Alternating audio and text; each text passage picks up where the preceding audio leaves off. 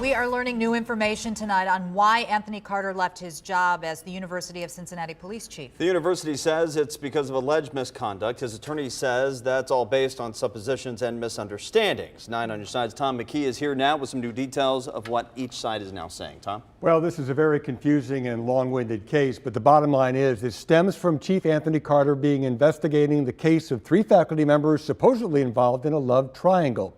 It details text messages between the chief and a woman and claims he asked her out 3 times. Carter's attorney insists his client did nothing wrong or inappropriate. Anthony Carter was UC's police chief for 18 months, but resigned suddenly last week to take a job in the School of Criminal Justice. The university's 19-page report lists 8 reasons for the move, all tied to supposed threats made by the husband of one faculty member against another man for an alleged affair.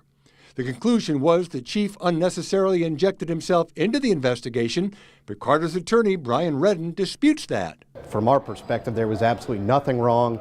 Tony has no reason to be ashamed of anything he did, no reason to be concerned about anything that he did.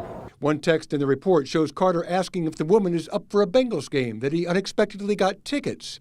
She replies, "That's nice, but she's leaving for Chicago that day, plus she's a Bears fan." When someone reaches out to him and says, "Hey, I want to talk to you about something," or "I need some help with something," Tony's going to be the guy that responds, which is why he's a respected member of the law enforcement community. Carter handled the investigation himself instead of handing it off to a subordinate, and I asked Redden why that happened. He was tasked with an investigation by his direct report.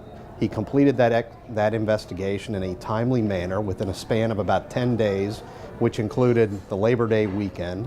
Redden says Carter left the chief's job because it was in the best interests of everyone involved and that it was not because he did anything wrong. I think somebody clearly misinterpreted Tony being an open, nice guy who was trying to make someone feel comfortable when they were in a scenario where they clearly had problems or issues going on.